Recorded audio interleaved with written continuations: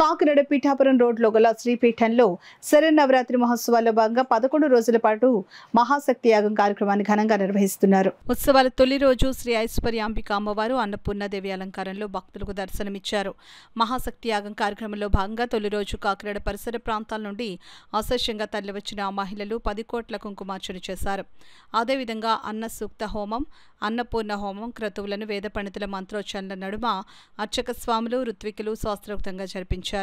సుమారు 50,000 మంది మహిళలు శ్రీ లలిత పారాయణ చేసిన కుంకుమను అమ్మవారికి సమర్పించారు. ఈ సందర్భంగా శ్రీపీఠం వ్యవస్థాపకులు పూజ్య శ్రీ పరిపూర్ణానంద సరస్వతి స్వామీజీ భక్తులను ఉద్దేశించి అనుగ్రహ భాషణం చేశారు. ఈ కార్యక్రమంలో పెద్ద సంఖ్యలో భక్తులు, మహిళలు పాల్గొన్నారు. క్రతువులో పాల్గొనేందుకు విచ్చేసిన అశేష జనవాహినికి ఎలాంటి అసౌకర్యం కలగకుండా 3,400 మంది వాలంటీర్లతో పూజా భోజన ఏర్పాట్లు, 200 మంది పోలీసులతో ట్రాఫిక్ నియంత్రణ బందోబస్తు ఏర్పాటు చేశారు.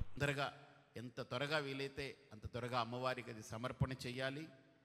ఆ సహస్ర కోటి అమ్మవారికి అర్చన చేయాలి, దండం పెట్టాలి, ఆయారాం గయారాం అన్నట్టు వెళ్ళిపోతుండాలి అంతే. కాబట్టి మీరందరూ శ్రద్ధతో ఆ కార్యక్రమానికి మీరు పాత్రులు కండి. రేపు అమ్మవారికి సాయంత్రం బిల్వపత్రాలతో అర్చన చేస్తాం. కాబట్టి మీరందరూ రేపు మీరు వచ్చేటప్పుడు ఈ 9 రోజులు అంటే ఈ మొదటి రోజు మీకు చెప్పలేం కాబట్టి అంకురాలతోటి మేమే చేసి ఇక్కడ చేస్తున్నాం మీ తరపునే. ఆ అంకురాలన్నీ రేపు కట్ చేసి కూరల్లో వేస్తాం, మీరు హాయిగా తింటారు. ఆ అంకురాలు ఏవైతే అమ్మవారికి సమర్పించి అర్చన చేస్తామో దాన్ని తీసి దాన్ని కడిగి కట్ చేసి కూరల్లో వేస్తాం. ఎందుకంటే అవి నవధాన్యాల నుంచి వచ్చేదే కదా, అన్నీ స్వచ్ఛమైనవి. అవి మీరు అమ్మవారి అనుగ్రహం మీరే తింటారు. రేపు మీరు బిల్వపత్రాలు తేవాలి. బిల్వపత్రాలు అంటే వెళ్ళి పీకేయకండి, అన్నిటినీ ఒక 10, 11 తెండి. మేము కూడా అడవుల నుంచి అక్కడి నుంచి కొంతమందికి పురమాయిస్తున్నాం, తెచ్చుకుంటాం. మీరు 11 బిల్వపత్రాలు తెండి, లేదా 3 దొరికితే 3 తెండి. కానీ తెచ్చే బిల్వపత్రం 3 ఉండాలి. త్రిదళం, త్రిగుణాకారం, త్రినేత్రంచ, త్రియాయుధం, త్రిజన్మ పాప సంహారం అంటారు కదా. కాబట్టి శివుడికి సమర్పిస్తే 3 జన్మల పాపాలు పోతాయట బిల్వం. లక్ష్మీదేవికి సమర్పిస్తే 3 జన్మల దరిద్రం పోతుందట.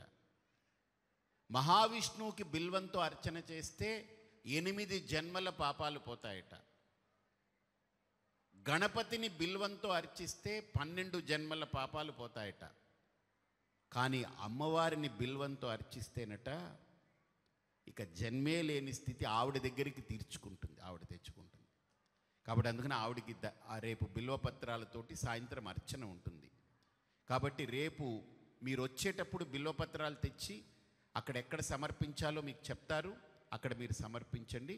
ఇప్పుడు హారతి